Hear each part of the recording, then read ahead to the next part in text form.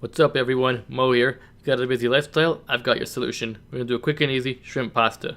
You're gonna love this dish. Anyways, let's get started. So on about medium to medium high heat, I want you to fry up your garlic just like that. When it gets just like golden on the edges, we're gonna move on to the next step. There, that's kind of what I'm looking for. Just give it a bit of a jiggle.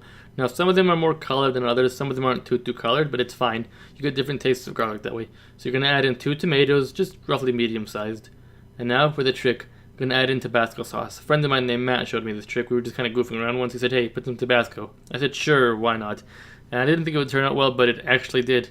By the way, he's never ever gonna let me hear the end of it when he sees this video. He really won't. Anyways, gonna let that fry for just a few minutes, still on medium heat. Now that looks nice. As you can see, when we're frying the tomatoes, a lot of the juices are oozing out and it's kind of making a sauce. And I know what some of you are thinking. Why don't we add some flour, make it a roux? Well, see, then you'd kind of destroy the sauce. You'd have to actually add more liquid to make the sauce. So there's no flour and there's no roux making today. Alright? Probably should have mentioned this first. Get some macaroni boiling on high heat in salted water. The water should taste like salt and do it to the about al dente. Sauce and the pasta are done at the same time. So since that's nearly done, I'm going to add in my shrimp. Fresh is best, but this is frozen thawed. I know we're not all millionaires, so don't really worry about it. So there we go. Gonna give it a few tosses to, absorb the flavors and kind of mellow them together. And don't worry, this doesn't take a long time to cook. It isn't a steak or chicken. Just lay them on the pan, and if you really want to, just lay them flat, just like that. They'll cook, all of mine did. There we go.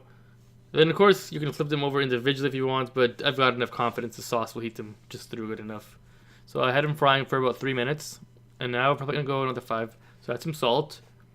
There we go. Now we're going to have some fresh black pepper, as always, none of the canned stuff. It's never as good. Now I'm just going to toss the pan back and forth a few times after I've seasoned it. This is just going to help kind of coat everything. You can just use a spoon if you don't want to drop stuff or spill stuff all over the place. It's really not a big deal. This just looks a lot cooler. Okay, now I'm going to add in a big tablespoon of tomato paste just for some extra flavor and richness. Just kind of stir it in there. There we go. It'll help make kind of more of a sauce and just maybe thicken it a bit. If you've got to add in a little splash of water, do it. I added about a tablespoon or so, but hey, who's counting? There we go. It's all getting combined. This is just about done, by the way. So just lower it to medium low, keep it kind of warm. You don't have to keep it on medium high like I'm doing right now. Now, I've got the zest, whoops, that was a mistake. I've got the zest of 1 lime. I'm going to squeeze the juice of a lime as well. Pasta's done. You know the drill, guys. Drain all the water. Do not rinse it off. Add some oil, fresh salt, and fresh pepper. Now I'm going to use my garlic oil. I happen to have some lying around. I'll post a recipe for it in the description. It's really good, but otherwise, just use extra virgin olive oil, or you can even go without. It's all up to you. Okay, so for the final few steps. Right now we're going to place our pasta in the pan. And by the way, don't use a small pan like this. This is for a YouTube video. I'd use a very big, tall pan if I was doing this in reality. Just give it a very quick, rough stir. I'm going to show you what I'm going to do in a minute. We're going to have some little garnish and some extra flavor. Put some finely chopped parsley in there. Basil would be great if I have any. You can go Dr. Chef like I'm doing. You just kind of swirl it up. Look at that. No spilling today. I'm actually going to show you the technique too. So go back and forth like that. It's back and forth. So you're going to go forward, then back. But you have to do one motion. One motion. Snap it back. Or you can tilt the pan downwards and just do it that way.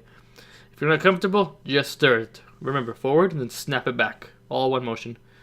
There we go. That's pretty much ready to serve. It's going to taste it, see if you need anything, any salt or pepper.